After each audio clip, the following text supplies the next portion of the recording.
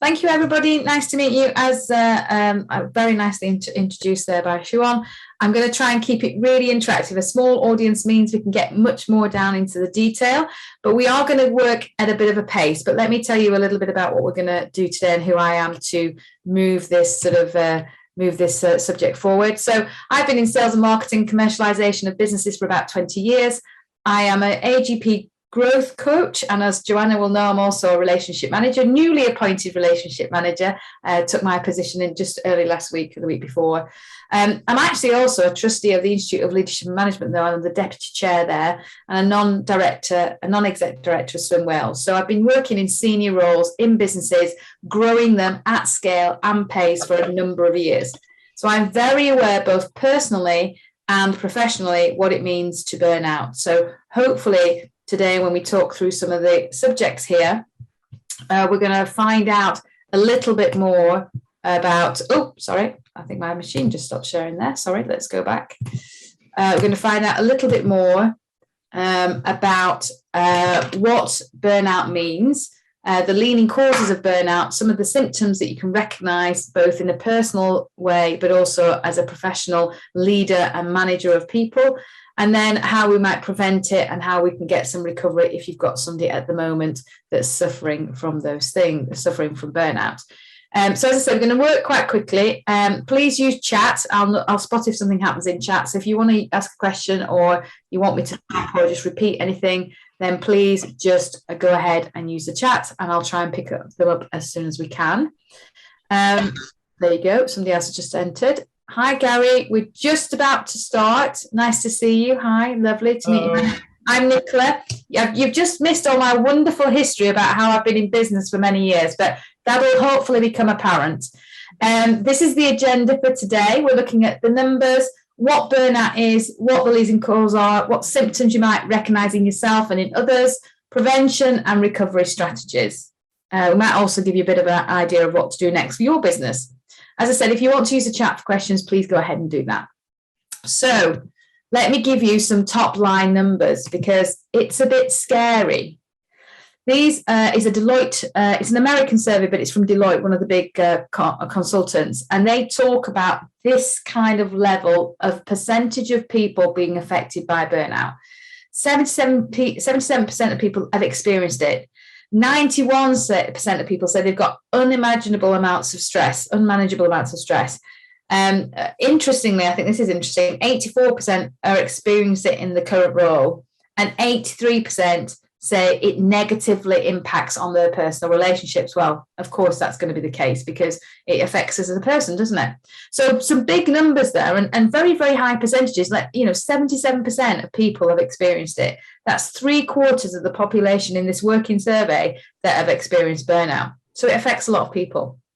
But the interesting number I wanted to bring your attention to was this one, particularly at the moment with the current climate. 50% of people, anybody want to hazard a guess of what 50% of people said in this survey, or what 50% of people did in this survey? Who's going to be brave? They left the job. I was going to say they resigned. 100%. 50%, so 100% correct answer. 50% of those people left their job, okay? Now, we know it's an employee market. We know recruitment is difficult. Salaries are going up. It's hard. Turnover is going up. We've got the great resignation. We cannot afford as businesses to be having that recruitment churn. So if you just take some of those numbers, you'll see what this at a basic level might cost your business in financial terms. We'll come on to some more costs in a moment. So 50% of people have left their job. Okay. So what is burnout? So this is the technical definition. I'll let you read that yourself. You don't need me to read for you. And what's interesting, I thought, was the World Health Organization officially recognized it as a workplace burnout as a medical condition. Okay, it's absolutely a mental health issue, but they actually also label it officially as a medical condition. And so this is something we have to take very seriously. As our duty of care as business owners, we should be looking at this and figuring out what we can do to help our staff not get into the situation, but also then recover if they're in it. And I just thought I'd talk about a continuum, really. And if you think about pressure, we all have pressure in our jobs, don't we? And pressure is on the left-hand side here. And actually, pressure is quite good. If you think about when you're at university or at college and you have that paper to write, and you need to hit the deadline of Friday, you left it to Thursday night, but the pressure helped you manage to get it done on time, and you probably did a great job. So that's positive. It gives you, the pressure gives you a little sense of urgency, just like stress. And it makes you finish something within a certain deadline. Now, when that pressure gets a little too much, and if you stay in it a little bit too long, or you get a bit too much of it, that turns into a bit of stress. And that brings with it anxiety. So the negativity of stress, you still have that sense of urgency. And as long as you don't last in it too long, then actually the stress is not a bad place to be if it's for short periods of time, okay? We all get stressed occasionally, and as long as we can get some respite and some relief from it, you're generally going to be okay. Now, what happens if that stress builds up and builds up and builds up and builds up, you go further along the continuum and actually end up on the right-hand side, which is where burnout is. And that's when all that stress is built up and built up and built up, and you just feel helpless. You feel hopeless. You feel that you've got, it's just, you're apathetic. It's just, you just can't see any other way. There's no way you can get out of it. And that's what burnout is. It's that helplessness, that hopelessness, which has just been built up over time because of the amounts of stress, and nothing that you've done has changed, nothing you've worked on has changed. So it's really that sort of right-hand side that we're talking about here. But I do believe it's a continuum. It's not black and white. There's a graying. People move into burnout in very small steps, and you wouldn't believe that you got there in the end, but you do get there, unfortunately, if the stress is not relieved. So if left unaddressed, here's some more burnout stats for you. Again, 37% of a higher absency. I can't say the word. People not in the workplace. 18% lower productivity, and 15% lower profitability. So I ran this workshop recently with an organization, and that 15% alone, never mind the productivity bit or the absenteeism, there you go, got it. Never mind that bit. The profitability meant they were missing out on just over £1 million just because of burnout in their workplace. Now that's straight to the bottom line profit. So remember, that's 2/3 of your work time employees, full-time employees, have burnt out or are burning out in the job. And with that being the case, you could be losing out on 15% profitability. So it's important. It helps you both financially, but also, as I say, duty of care to the individuals. And if it's left untreated, or it's left unrecognised, or it's not dealt with, these are some of the very serious, severe burnout results. And the figure on the right-hand side there, the 23%, that is the number of people that have ended up in A&E because of burnout. An actual causal link between burnout and being in A&E, 23% of those people that were surveyed have ended up in A&E. So it's important that we try and recognise it and address it and make sure that our teams have coping mechanisms. So maybe you want to do that financial calculation, figure out what it means to you both on a financial basis and a personal basis, but it's going to have some impact. So, as I say, how much is burnout costing you? It might be costing you personally with your relationships and your work, but it also might be costing your business and the people that work for you. So, can anybody guess the top 5? I did say it was interactive. Can anybody guess the top 5 reasons for burnout? Stress, yeah. Too much work. Too much work, yeah. Personal characteristics. Personal characteristics, absolutely, yeah. There is a certain... We've got one in the chat, poor leadership. Poor leadership, yeah, great. So these are absolutely all around the same sort of spaces. So unfair treatment at work could lead into poor leadership, unmanageable workloads, lack of clarity around the role, lack of communication and support from their management, unreasonable time pressures. So this is from the Gallup survey, and they said these were the top 5 reasons for burnout to happen. And of course, there'll be, a link to the person saying, I've got burnout, what do you think caused it, et cetera, et cetera. But they're the areas that people felt caused the most burnout. And it affects all levels. So I think it was John, I can't quite see John, but if it was you, thank you very much, says that, it could be a personality issue, and it can affect all levels. So what do you do when you see burnout? Where is it most likely to be seen? In which kind of employees? So you're absolutely right. In personality-wise, it's those that expect a lot of themselves. It's those that maybe don't quite feel like they're appreciated for their efforts. If you hear anybody, saying, oh, nobody listens to me here, be very careful, because that could be the start of going down some unappreciated position. So again, won't focus on all those, but burnout is more likely in those employees that have these characteristics. They might actually not be in the right job in your organization. They might have really good characteristics. They might really believe in the organization, but they're just sat in the wrong seat. And sometimes that job fit means that they feel that they're unappreciated, or they don't, they might feel a bit incompetent, and that's stressing them. That's leading them down a burnout route.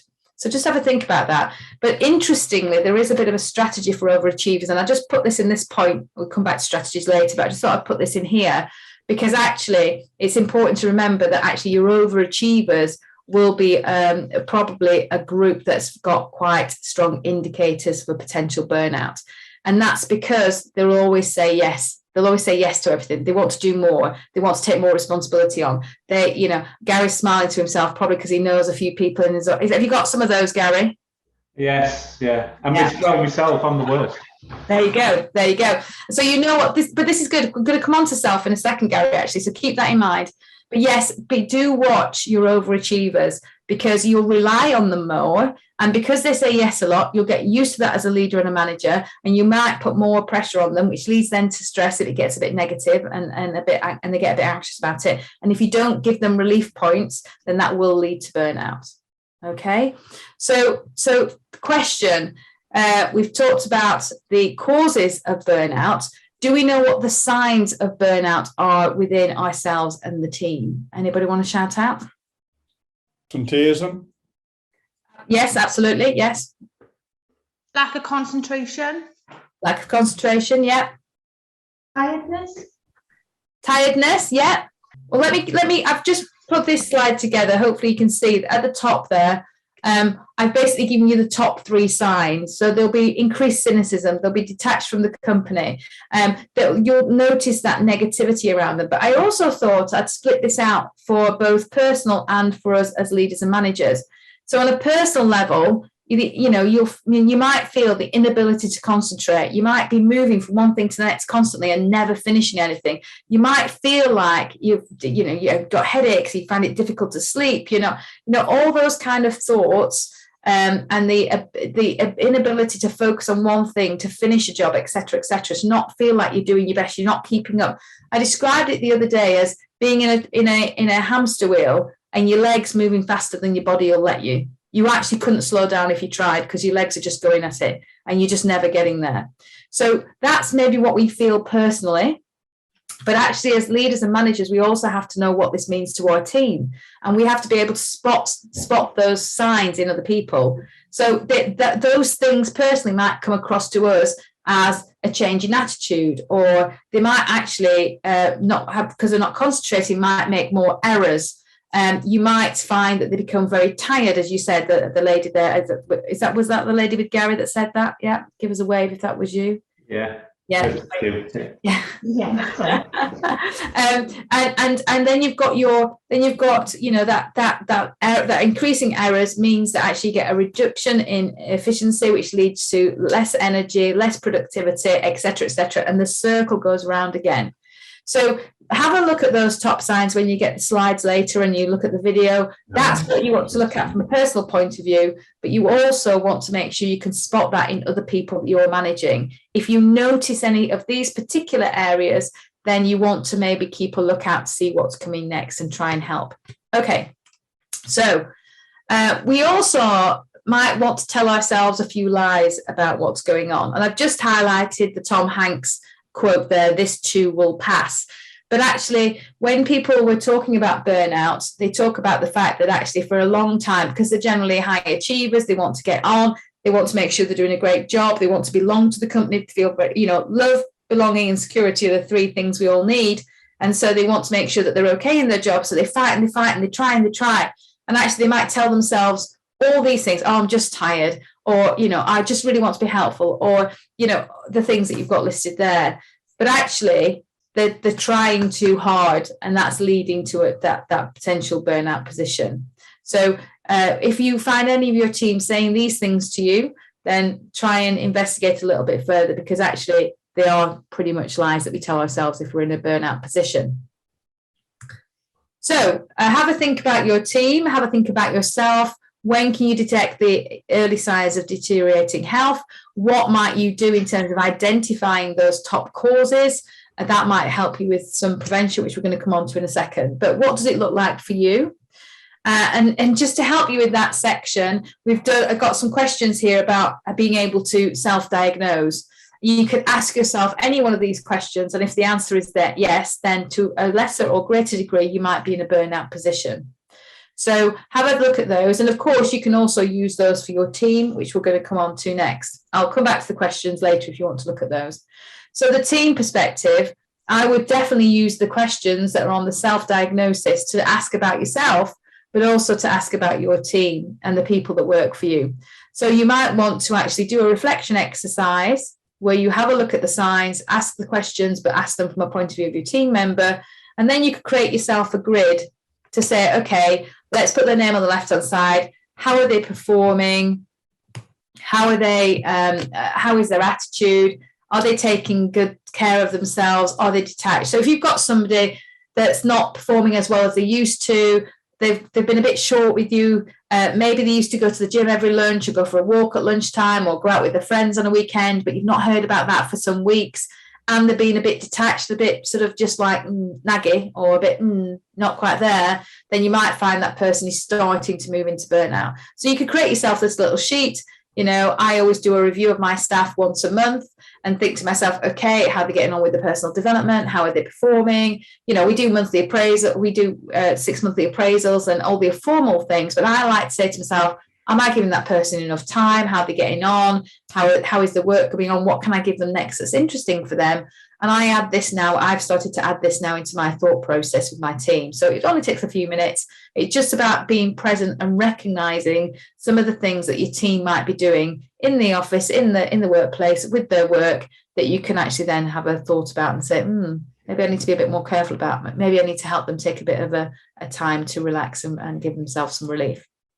So what we're trying to do in the situation, of course, is we're trying to make sure we can understand what's happening. The sooner we can recognize some of these signs, the sooner we can help prevent it from happening and getting too far down that continuum, as I said, of stress versus burnout. So that's why I'm saying, I think if you could think of it as a continuum, then the earlier you can stop it going into that the danger zone, then it's easier to relieve the stress than it is to maybe recover from burnout. So here are some prevention strategies that help you with the organization and with your people, with yourself. I suppose the point here is that you have to take some action. And actually, if somebody's up against it and they're burning out, the last thing they want is to take some action that's going to take them away from what they think they need to do to keep on that treadmill. So you have to use all your leadership skills to show them that actually they do need to step off the treadmill for a minute to get themselves back into a place that's actually going to help them be more successful and be more outcome focused. So you want to help them reprioritize, okay? You need to get them to understand actually what their outputs need to be. Are they trying to be productive? Are they trying to be efficient, but actually they're not doing it appropriately, so it's taking them more time to do what they need to do? You need to look at actually the jobs they are doing and actually how long are things taking. I've got an example of an organization we're working with at the moment, and they had their team working from home because of COVID, and they got probably 6 months behind in administrative paperwork. When the top director found this out, they called them all back in immediately, and that caused a fuss in itself. And actually the reason it happened and the reason they got behind was because the person that was managing the team thought a job would take 5 minutes when actually a job took 15 minutes. And so the person that was managing the team didn't understand the detail. And so they couldn't really manage the task. So they would think, okay, 5 tasks take 25 minutes, but actually 5 tasks was taking an hour and a half. And so the whole workload was scheduled incorrectly. Now, the director let the executive director let the director manage it, the director let the managers manage it, the manager let the team leader manage it, and they're the person that couldn't work. They couldn't work it out. They couldn't make the workload work. And that's because there was too much workload. But all that happened, people got burnt out, the manager, the team leader left, everybody was negative, they got called back in the office when they didn't want to work in the office, etc., etc. And all that could have been resolved and prevented if somebody had been looking at the workload properly. So helping people understand actually how a job should be done, how long it actually truly takes, and then making that more efficient is the way to help people in terms of prevention. And getting them to connect with people, getting them to make sure they're taking breaks, make sure they're refreshing the skills. This is all about prevention, getting them to look at what they do and make sure they're just not in that hamster wheel. If you ever get a feeling from anybody that they're in the hamster wheel, you need to help them to step off for 2 minutes.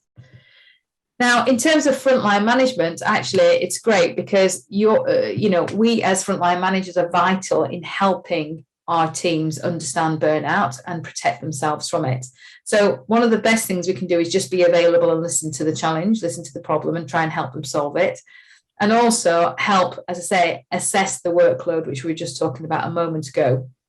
But there's a number of things you can do. Again, I won't read through the list there for you, but it's about as us being leaders, finding out what motivates our employees and our teams, and then helping them see that some of the things they might be doing on a daily basis aren't actually helping them in that way. So how can we show them leadership? How can we show them strong leadership to move from what they think is doing that's going to get them success, that's going to get all the jobs done quickly, to actually thinking about that in a different way that means they take some time. It's that constant thing, isn't it? That we think that to get jobs done, we have to keep working. And when you get to 9 o'clock at night and 10 o'clock at night and 11 o'clock at night, you might be more tired, make more mistakes, and actually take you twice as long. Productivity Ninja, which is a book by Graham Allott, he talks about actually doing the right job at the right time. It will take you half the time. So I'm slightly dyslexic. And so for me, if I have to write anything, a blog or social media content or report, I have to do it in the morning. If I do it in the morning, it will take me half the time than if I try and do it at 4 o'clock at night. So you need to help as a leader, be strong in helping your employees identify these issues and then help them to make the changes and encourage and embed the changes in the day. So if you want them to take more breaks because you think they're not taking enough breaks, have a coffee morning with them, ring them up so that you just kind of talk to you about this and just take them away from what they were doing for 5-10 minutes. And they will get annoyed at the beginning, but ultimately over time, they will see that break really makes sense for them. And so one of the things you could do, this is a company we've just done this presentation for recently, they've put in some stay well strategies. So as well as being a leader, your organization could come up with some mental health awareness strategies, some staying well strategies, so you prevent maybe the burnout having an impact as quickly. So, you can look at this, it's obviously doing yoga, meditation, doing a check of your whole body, holistic check of your body, spending some time to think about all the things that you love doing and then planning them into the week. And obviously just making sure you understand what makes you happy. So they rolled this out in terms of helping people take some of these preventative strategies, because if you know what makes you happy and you've got a checklist of them and you plan them in your week and you do 3 out of 4 of them, actually that you're going to feel happier, which means you're going to be, moving back up the grey from the potential stress related burnout. So there are quite a number of things you can do to help people stay well. And obviously it could be lots of self-care strategies around gardening or walking, exercise, having team challenges in the office where you all do exercise together, maybe bringing some a fruit bowl into the office if you're working in the office, or having fruit delivered to your work if they're working virtually. All these things can be done to remind people that they need to spend some time. If you think about what happened at the beginning of COVID, as business owners, we were having quite a torrid time. But some of our team that maybe were working at home that actually, I was talking to somebody today, run a business, and he said he loved the first 3 months, even though it was really hard on the business and getting everything organized and making sure as a business that we survived. He loved the fact that he was at home, the kids were there, they went out for their walks for an hour, everything seemed to just slow down a little bit. And that was really good for self-care. So have a think about, some improved self-care strategies that you could do for you and your team that might resonate with the team, and try and implement them, and ask the team what they think about those things. They need to find what the right outlet is for them. So once we've got to the preventive, hopefully we never get to a point where somebody gets very serious burnout, but you might already be there. And so if you are, what we need to do is recover. 3 key points here. You have to do something different. Action is the key. What was it? The definition of insanity is doing the same thing and expecting a different result. That was Albert Einstein, wasn't it? If you keep doing the things you've always done, you get the results you always get. So you have to do something different, but you have to do something. Okay. And it's about regaining the sense of control. That is really essential. And I've got some examples coming up, but, I can't tell you how much it is about getting up. If your legs are spinning faster than you are actually in that hamster wheel, you are not in control. So it's about finding a way of being able to get some control back and start small. You'll be able to make quite a difference. Now, the technical recovery from burnout takes between 6 weeks and 2 years. So it depends on how severe it is. And the average will take between 6 to 9 months. Now, I've just got to say, before we move on to this point, remember that figure of 50%. The 50% of people that will leave is because they don't believe there is any recovery. Now, when they move to their next job, if they haven't changed their habits, if they haven't done something differently, that burnout will potentially creep on again, particularly if they go to another organization and maybe the leadership's not what it needs to be. So we have to take our responsibility, but moving jobs will not necessarily end any burnout, because the characteristics of the person that's in the burnout situation is such that they will potentially get there again if they don't have some strong management looking after them, some strong leadership looking after them and helping them with those preventative strategies we just talked about. But hopefully people won't leave and you'll be able to help them recover. And I say, probably takes 6 to 9 months. And I think there are 3 elements to look at with regards to the recovery. The first is mindset. Now, I'm a massive believer in the mind, basically, controlling pretty much everything. And our mindset will make or break any given day, any given situation, any success. So we have to help the team, the person that is in a burnout situation, understand that the mindset potentially could be playing tricks, and they need to work on becoming stronger and managing that mindset a little bit in a more positive way. So I've just highlighted 2 there that I think is really important. And writing the daily gratitude journal will help refocus on the positives. And actually, as leaders, we need to help them see the positives. So actually, it does sound a bit mad sometimes when you say to somebody, will you please write me 3 things that you're grateful for at the end of the day down for the next 2 weeks? I do it in my coaching all the time. And some will do it and some won't do it. You say, well, how are you feeling? Oh, same as before, right? Can you do? And once they've done it for the 2 weeks, they can't believe how much of a difference it makes. So getting people to understand what they're thankful for in any given moment or any given time or at the end of a day, it's really helpful to get them to put some perspective on the situation. And I think that positive focusing on daily accomplishments resonates with the fact that actually things are really good. So the positive to negative ratio is 7 positive things to 1 negative. So if somebody tells you 1 negative, but they've told you 6 positives, you won't remember any of the positives. You'll just remember the one thing they've said that's upset you or that's been negative or that you need to improve. So to counterbalance that, you need to give more and more and more positive. And it might just be you've made a Herculean effort today. Brilliant. It might be that piece of work you did was fantastic. It might be, do you know what? When you smiled earlier and you said that to that customer, it was spot on. You were in your element. You just looked so happy. This kind of positive reinforcement is really important for people to understand that actually they can be in a positive place, and nurturing that spirit, whether that be through positivity or through getting them to think about it through reflection, meditation, or maybe even prayer, if that's what you and your team are into, then that's great, because all those things will help just calm the mind down a little bit. And when you calm the mind down, you can take a bit more control of what your mind's doing and how your mind's thinking to yourself. You're all aware of the 3 areas of the brain. So you've got different words for them, but basically you've got your emotional sort of monkey, if you want to quote the chimp paradox. You've got your computer and you've got your tablet. And so what you want to do is you want to be in control of your mind as much as possible. And so you don't want your monkey getting emotional and reacting to things. You want to be able to get your computer to process things logically, to focus on the positives, to remind yourself how good you are at things and what thankful you are at things. And then that becomes chiseled in stone. So the more you can give those things, the more positive the person will become. The more positive the person will become, the more resilient the person will be. And resilience is all really positive. It's all really good for burnout. So you need resilience to make sure burnout doesn't happen. The second area is the work itself. And obviously, as leaders, we have to make sure our business is efficient, and we're doing everything we can to make sure we're making as much turnover and profit and making jobs for people. That's part of our job, isn't it? But actually, our resources, our team are that. They are the resources that make us successful. And so we have to help them in the workplace stay as in that job, doing the best job they can and working at a high performance level.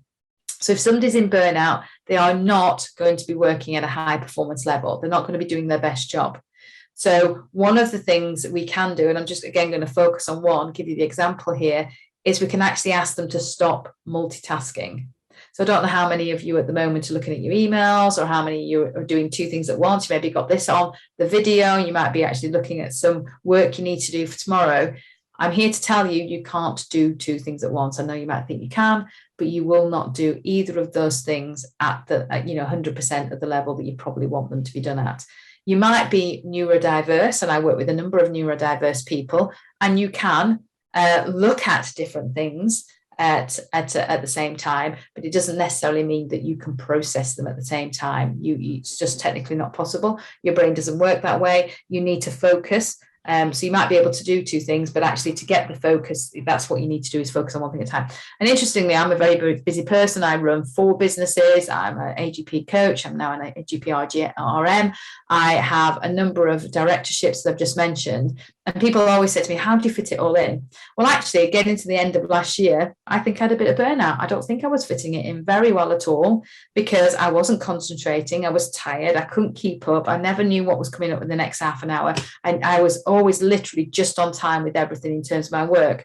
And actually, I got a bit negative, and I wasn't very happy at all.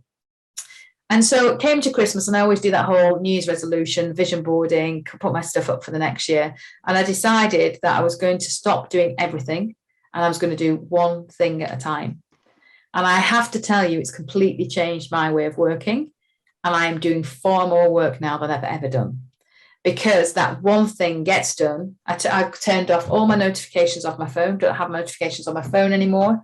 I don't have notifications on my computer. If I'm doing my emails, I'm doing my emails. If I'm in a session, I'm in a session. If I'm talking to somebody, I'm talking to somebody. I turn it all off, and I focus on the one thing that I have planned for the time I've put in my diary. So I schedule everything out.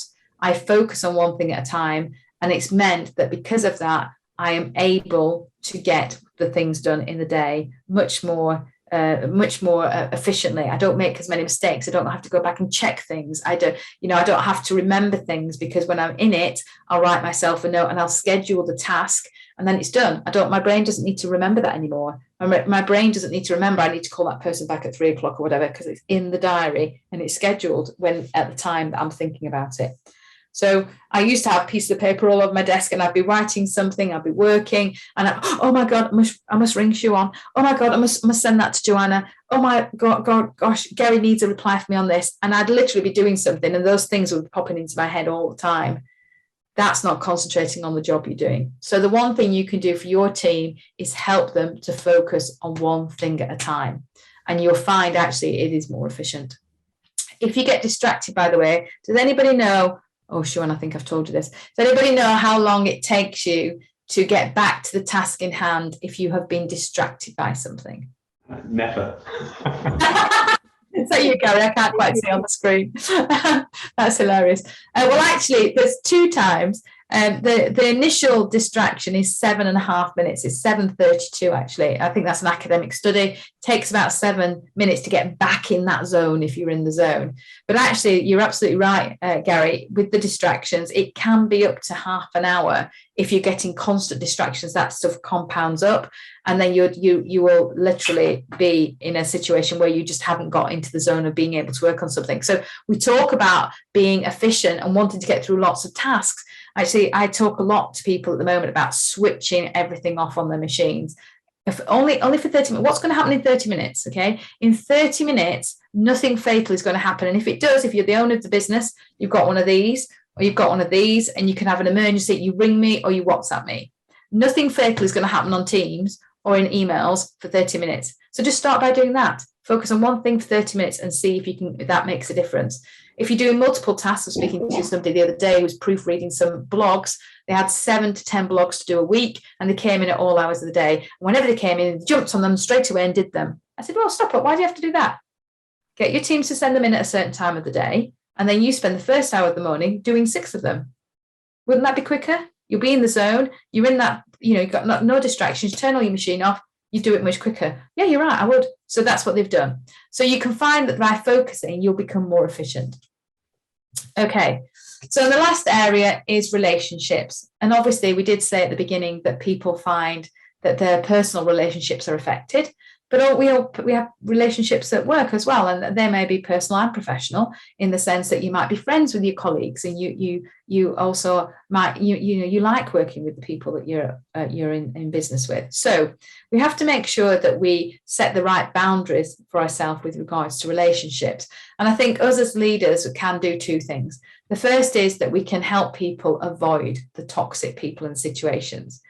If you have somebody in your workplace that's a moaning Nelly, that's somebody that's very negative, that somebody is constantly, I'm going to use a word, bitching about the organization, then that is a toxic person to other people in the organization that are more positive. You have to deal with that situation. You can't avoid it. The people in the organization are probably already avoiding it, but you can't avoid it. You must get that toxic person sorted out. And that might have a number of consequences, but you need to deal with it, because actually the toxicity is not going to help your team when it comes to burnout and recovery.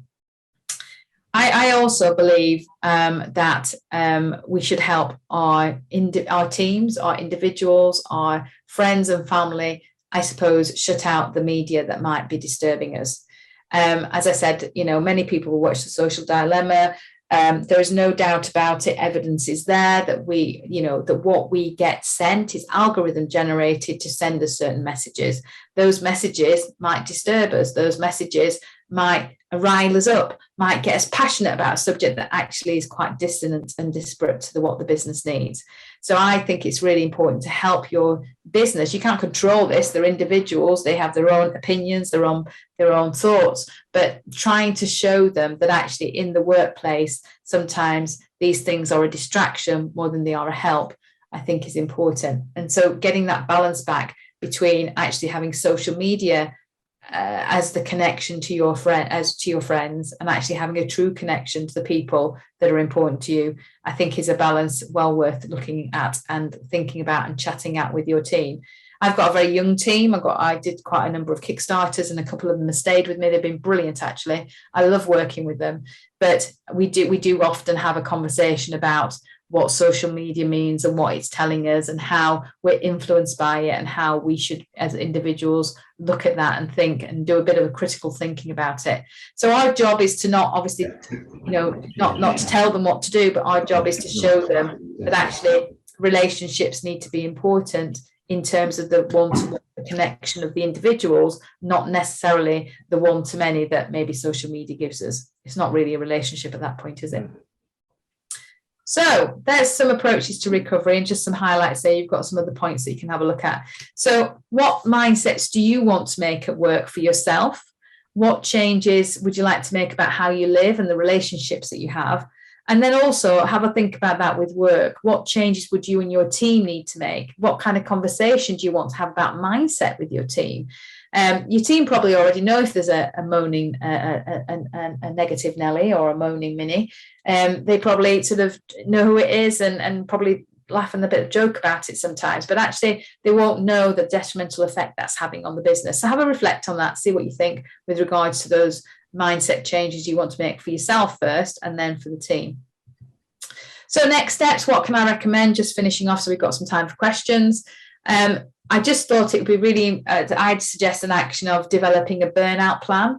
So this is a plan that basically helps you identify maybe people on a bit of a risk list, and then actually what you're going to do about keeping them in the grey towards the stress and into the pressure section, rather than actually getting them to work down towards a burnout. And then if they were in burnout, how are you going to tackle it? What are you going to do? How are you going to help the employee recognize some of their successes and victories, so you can help start with that mindset to get them back into a positive place, which means then they can look at their work in a different way. Once you've looked at the work in a different way, then you can identify what relationships they need to help them move forward from that burnout position, to ask for the help, to get connected to the people that are going to be able to support them. So just some actions there. And for those on the video and also for those watching, I've just put all the exercises together on a couple of slides at the end.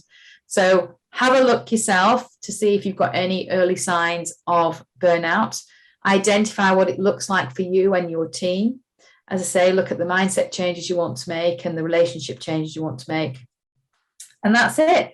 That's the agenda, the numbers, what burnout was all about, the leading causes, the signs and symptoms, and the prevention strategies and recovery strategies for the workplace. So I've got some reading resources there. So all the surveys I've quoted, and a couple of the places where I've got some of the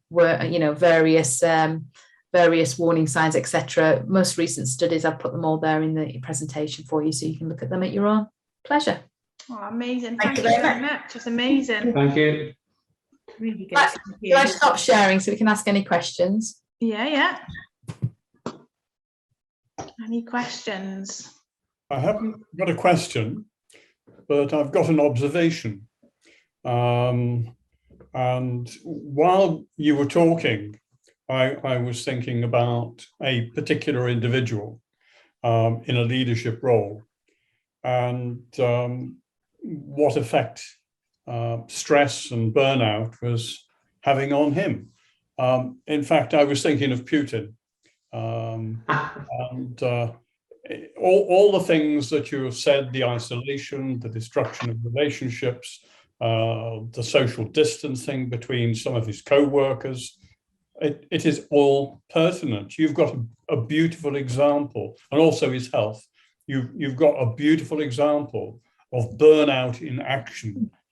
It'll be interesting to see how it plays out, and whether your suggestions for someone going through burnout will have any effect upon him whatsoever. So that's an interesting observations on that. Yeah, that's an interesting observation. Of course, we'll not get into the politics or the world position on it, but interesting to know actually if he does have anybody that would be able to say any of those things to him, because actually I think his trust mechanisms are very low, aren't they? He doesn't trust very many people at all. So that would be, I don't know if we'd even have anybody be able to speak about those things with him. And when things go wrong, of course, he always blames somebody else. Yeah. And sacked his generals. And, Nicola, can I ask you? Yes. I call it tempo. I try and manage the business so we're not overloaded each day and we've got time for other tasks. And do I have to click this or something? No, you're there. Yeah. And but we have one customer. We don't know what we're getting from one day to the next. So today we are absolutely manic, right? Which is no fault of my own. And yeah, fair enough. We've got a good team. We've got a good gang here, but I can see, they're under pressure. And the chances are, I mean, this is our busy time of year, but the chances are it'll be the same tomorrow and the same Friday and probably all next week. So there's almost no end to it for them. There is an end. We slow off in a few weeks, but it's very difficult to manage that situation. You put implementing your best guess of it, but they have overloaded us today. So sorry, Gary, what do you do? Can you just tell me a little bit about we sell plants for landscaping. Okay, so we've got a couple of trucks. We've programmed that. That's a fair day for us. And I have one customer who's piled on masses of stuff today. So, what do you do about that one? Okay. We want the trade. Yes, Right. of course. Yeah. So how long has this customer been a customer? Oh, forever. Okay. They're a good customer. They're one of the biggest players in the market. You kind of got to do what they say, otherwise you don't deal with it. Yeah. Okay. So I would be looking for a bit of a win-win. So I'm always one of those kind of people that puts myself in somebody else's shoes for a minute. So, because the cause of the problem is not anything that your team can control, is it? So it's not that they're doing something that's wrong or whatever. You're saying this is outside of their control. He's putting huge pressure on everybody. Yeah. So I would be looking at this in a couple of ways. It's not something it's something you can do something about, but not necessarily what they can do something about. So let's leave this with you for a second. So your team over there, you've got a couple of choices. If they've been a long-standing customer, then you're not going to be able to go and say, we're not doing this anymore. That's not possible, is it? As you said, you want the business. Okay. So you have to think about the position from their perspective for a second, the customer. Why is it that this always happens? Have they got into a habit? Okay. Is there pressure on their side? Is there something that you can do for them that will make their business more profitable, make their business more efficient, that will then also help you in your processes? So it might be they're getting some, what is that chain of, events that's happening that means that all that pressure is coming down on that 1 day or that 2 days or that 3 days or that 4 days, right? Is it because they're not organizing their own business, so they don't have a proper process journey? If you have one in your organization, you said you've got the trucks, they work very well, your team work very well, you're very efficient. Could you share some of that knowledge, obviously in the most appropriate way, when you have the time, not necessarily the busy time? I'm not saying you're just going to do it tomorrow, but so Nike did this recently. They wanted to make their shoes really carbon neutral, okay? And they didn't know how to do it. And they didn't know who to speak to. So they basically sent it out to all their suppliers and said, look, let's work together on this to make Nike shoes more carbon zero. And what they found out was that, the lace guy was talking to the rubber guy who was talking to the designer, and they all talked to each other. And actually, in the end, they got what they wanted. But actually, the best win was that actually all those people talking to each other found efficiencies in their processes to make Nike even better. So Nike got two really good results. So I don't know what his business setup's like. I don't know what kind of relationship you've got with him. But if you try and think about that from his point of view, what are the events leading up for him to put that pressure on you? Is there something that you can help him with? And it might be inviting him to an event, or it might be saying, oh, look, we've put this new process in place. It might be, do you want to look at pre-ordering things? So actually, when you come to pick up your stuff, it's all laid out in a certain way for you. I don't know what it could be, but I would try and see if there's any way that you can help him get his stuff in order before he brings it to you. Okay. And then you're looking going, not sure about that. Well, I'm just thinking, I absolutely see where you're coming from. It's the chain of events leading to this situation. You want to try and work together so you can avoid it. Make it better, the old chain. But it'd be worth it. I hear what you're saying. It's worth having the conversation for sure. Yeah. I think we'll start there and then see where it leads. Yeah, and I think I understand you've been in this situation by the sounds of it quite some time, and they've got into the habit of always behaving this way. So you personally need to spend some time thinking of actually how you could change the behavior, not just get him to just not do it, but what could you get him to do that changes the behavior on your end, but gives him what he wants? So that there might be other things that you could help him with, as I say, not just the chain of events, but also, as I say, how he orders or how he picks them up, or can you deliver rather than, there might be, just look at it a completely different way than what you've been looking at it. I think it's worth having a conversation because as we got bigger, the swings are bigger as well. So, we might have nothing tomorrow and then we'll be huge again on Thursday, So, okay, fair enough. I think that's a good idea. And there might be some trends. I don't know how good your data is in terms of what the order, when the order, etc. But there might be, if you took that data right up like 4 or 5 levels, okay, so maybe over years or months or weeks, take it really high, you might find that, I mean, an obvious thing, I'm going to make this up now, but after a bank holiday, you're busier. Of course, most people are. But you might find with that particular client, it's something about Fridays. And so you might be able to see, can we get ready for the Friday on the Thursday when nothing else is happening? Yeah, on Thursday, they tend to be quiet. We know that. Now, if you can see out my office window now, it's absolute chaos with trucks just turning up trying to collect. It's unbelievable. Yeah.